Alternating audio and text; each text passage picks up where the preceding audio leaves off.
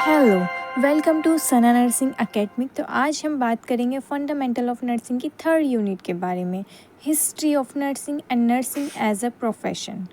History of nursing का मतलब क्या है कि नर्सिंग का जो प्रोग्रेस हुआ है, जो डेवलपमेंट हुआ है एंशियंट टाइम से के अब तक प्रेजेंट में कैसे हुआ है, मतलब किस तरीके से हुआ है। एंशियंट पीरियड में क्या होता था, जो केयर नर्सिंग केयर दी जाती थी वो फैमिली मेम्बर्स के द्वारा दी जाती थी और रिलीजियस पीपल ही देते थे। और केयर जो दी जाती थी वो काइंडनेस के बेस पे, सिंपैथी के बेस पे और सर्विसेज के बेस पे, और कोई फॉर्मल ट्रेनिंग नहीं थी नर्स के लिए। मिडिल एज में जो केयर दी गई वो रिलीजियस ऑर्गेनाइज किया गया। वहाँ पे एक सिस्टम बनाया गया कि जो रिलीजन है उसी रिलीजन के लोग अपने ग्रुप को केयर प्रोवाइड करेंगे, और ये कलेक्टेड होता था मोस्टली चर्चेस और टेम्पल में। मॉडर्न पीरियड में क्या, नर्सिंग जो केयर आई वो आई scientific organise profession after work of Florence Nightingale. तो उन्होंने इम्प्रूव किया hospital sanitation, hygiene and patient care को इन 1860 में। History of nursing in India. अब बात करेंगे हम कि जो नर्सिंग है वो इंडिया में कैसे आई, मतलब जो नर्सिंग का जो करियर बना है वो इंडिया में वो किस तरीके से डेवलप हुआ है। तो ये ब्रिटिश पीरियड के टाइम पे था। अर्ली पीरियड में नर्सिंग वास कैंडिडेट जो मतलब मेनली फैमिली मेम्बर्स ही दिया करते थे, और कोई प्रोफेशनल नर्सिंग सिस्टम नहीं था, कोई फॉर्मल ट्रेनिंग नहीं दी जाती थी। पहले के टाइम पे जैसा आता था वैसे ही कर दिया करते थे। ब्रिटिश पीरियड में क्या हुआ, मॉडर्न नर्सिंग स्टार्ट हुआ, इन्फ्लुएंस किया गया ब्रिटिश हेल्थ केयर सिस्टम ने। इन 1871 में first nursing training school start हुआ था मद्रास में, जिसमें चेन्नई में। Development of nursing education third, मतलब मोर नर्सिंग स्कूल्स ओपन होने लगे सिटीज़ में लाइक मुंबई एंड कोलकाता, और ट्रेनिंग प्रोग्राम वाज इम्प्रूव, मतलब जो नर्सिंग की ट्रेनिंग है वो दी जाने लगी। आफ्टर इंडिपेंडेंस, जब हमारा इंडिया आज़ाद हुआ था उसके बाद 1947 के बाद nursing education and health services improve हुई इंडिया में, और बहुत सारे स्कूल एंड कॉलेजेस ओपन किए थे। और जो ट्रेनिंग है प्रोफेशनल स्टैंडर्ड के बेस पर नर्सेस को दी जाने लगी और इम्प्रूवमेंट आया उसमें। और आईएनसी, इंडियन नर्सिंग काउंसलिंग ने एस्टेब्लिश हुआ था 1947 में। वो रेगुलेट करता है नर्सिंग्स के रूल्स वगैरह। कंट्रीब्यूशन क्या है फ्लोरेंस नाइटिंगेल का। Florence Nightingale is known as a lady with the lamp and founder of the modern nursing. जो मॉडर्न नर्सिंग डेवलप हुई है वो फ्लोरेंस नाइटिंगेल ने ही की है। मेजर कंट्रीब्यूशन क्या है इनका, improve hospital sanitation, reduce death rate during war, started the first nursing school in 1816 London में 1860 में उन्होंने स्कूल स्टार्ट किया था।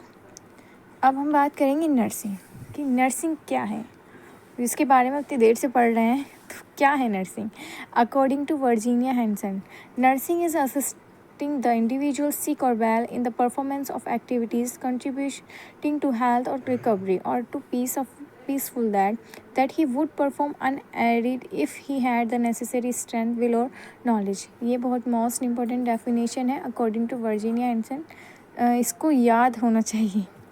कॉन्सेप्ट ऑफ नर्सिंग, कि नर्सिंग का कॉन्सेप्ट क्या है। Concept of nursing are the basic ideas the guide nursing care and nursing practice. First person मतलब पेशेंट, जो पर्सन है वो हु रिसीव नर्सिंग केयर, मतलब कौन रिसीव कर रहा है नर्सिंग केयर, और उसमें individual families and communities include होती हैं। हेल्थ में इसका मीनिंग है कि state of complete physical mental social wellbeing, not merely absence of disease. Third हमारा एनवायरनमेंट है नर्सिंग के कॉन्सेप्ट में। Environment include all internal and external factor that affect a person health such as a cleanness, air, water, family and surrounding. मतलब जो भी हमारा अंदर का और बाहर का एनवायरनमेंट है वो क्लीन होना चाहिए ताकि पर्सन की हेल्थ पर कोई इफेक्ट ना पड़े। नर्सिंग केयर, इसका मीनिंग है एक सर्विस प्रोवाइड करना नर्स को, जो मेंटेन करती है पेशेंट की हेल्थ को, प्रिवेंट करती है डिजीज़ को, और हेल्प करती है पेशेंट की रिकवरी होने में जो भी उसको इलनेस है। फ़िलॉसफी और नर्सिंग कि क्या नर्सिंग की फ़िलॉसफी है। तो सबसे पहले तो हम यही जानेंगे कि फ़िलॉसफी ऑफ नर्सिंग का मतलब क्या है। तो ये है एक बिलीव्स और वैल्यूज़ जो नर्सिंग प्रैक्टिस को गाइड करता है, मतलब उनका बिलीव्स और उनकी क्या वैल्यूज़ हैं। एग्जाम्पल से समझें आप कि रेस्पेक्ट फॉर ह्यूमन लाइफ, ये एक फ़िलासफ़ी है कि हम ह्यूमन लाइफ के लिए रेस्पेक्ट करते हैं, कंपेशनेट केयर प्रोवाइड करते हैं और मेंटेन करते हैं डिग्निटी को। ऑब्जेक्टिव्स ऑफ नर्सिंग, बहुत सारे ऑब्जेक्टिव्स होते हैं नर्सिंग के। फर्स्ट, प्रमोट हेल्थ, पेशेंट की हेल्प करता है ताकि उसकी हेल्थ इम्प्रूव हो सके, प्रमोट करता है उसकी हेल्थ को। सेकंड, प्रिवेंट करता है डिजीज़, टीच करता है पेशेंट को कि how to avoid illness through hygiene, vaccination and healthy lifestyle. Third, restore health, health को रिस्टोर करता है, मतलब हेल्प सिक पेशेंट, रिलीव करता है सफरिंग से, पेन हो रहा है तो उसको रिड्यूस करेगा, डिस्कम्फर्ट से कंफर्ट प्रोवाइड करेगा, इमोशनल स्ट्रेस ऑफ पेशेंट करेगा, रिहैबिटेशन में पेशेंट को नॉर्मल स्टेज में लाता है, अगर वो इलनेस है तो इलनेस से वापस नॉर्मल लाइफ में लाएगा। प्रोवाइड हॉलिस्टिक केयर, मतलब घर जैसी केयर प्रोवाइड करते हैं, physical, mental, social and emotional need of patient, जो भी ज़रूरत होती है पेशेंट की एज अ हाउस, जैसे हमें घर पे मिलती है वैसे ही एक नर्सिंग प्रोफेशन प्रोवाइड कराता है। कैरेक्टरिस्टिक्स ऑफ नर्सिंग की हम बात करें तो एक साइंटिफिक नॉलेज है, साइंटिफिक। मॉडर्न टाइम से फ्लोरेंस नाइटिंगेल ने आफ्टर रिसर्च वॉर, जब वार हुआ था तो उन्होंने बहुत सारी नॉलेज, एक साइंटिफिक नॉलेज है। कंपेशन एंड केयरिंग करता है, रेस्पॉन्सिबल एंड अकाउंटेबिलिटी है, रेस्पॉन्सिबिलिटी भी निभाता है पेशेंट की अगर पेशेंट हॉस्पिटल में एडमिट होता है। नेचर ऑफ नर्सिंग क्या होना चाहिए, nursing is a helping session, ये सब। अब हम बात करेंगे कि नर्सिंग का स्कोप क्या है, स्कोप ऑफ नर्सिंग, तो आप इमेज के थ्रू अच्छे से समझ सकते हैं, मैंने शो कर रखे हैं।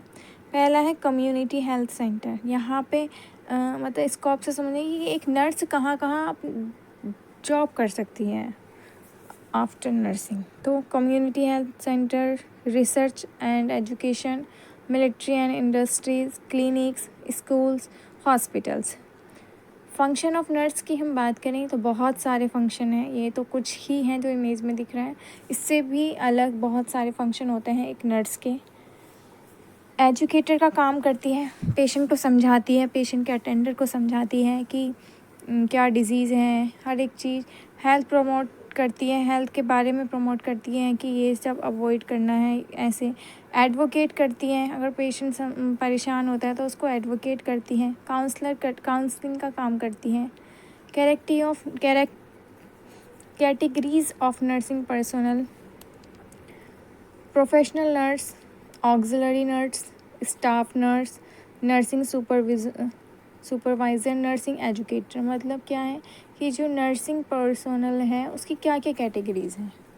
नर्सिंग एज ए प्रोफेशन, जो नर्सिंग है वो एक प्रोफेशन की तरह क्या है, कैसे है, तो a profession is a job that require special education, training and skill. Nursing एक ऐसा प्रोफेशन है जहाँ पे जॉब रिक्वायर की जाती है कि स्पेशल एजुकेशन के साथ ट्रेनिंग एंड स्किल्स के। Characteristics of profession, specialized knowledge होती है।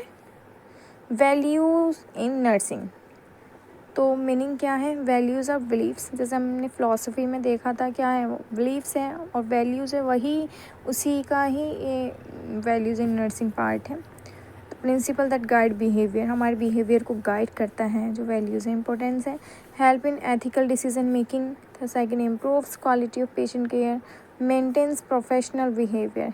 एथिकल डिसीजन मेकिंग में बहुत हेल्प करती हैं values. Code of ethics for nurses, code of ethics of nurses बहुत इम्पोर्टेंट प्रिंसिपल्स होते हैं एक नर्स के, कि वो moral principle and rules regulation है जो गाइड करते हैं नर्स को अपने प्रोफेशनल में कि कैसे उसको बिहेव करना है, कैसे बिहेवियर शो करना है।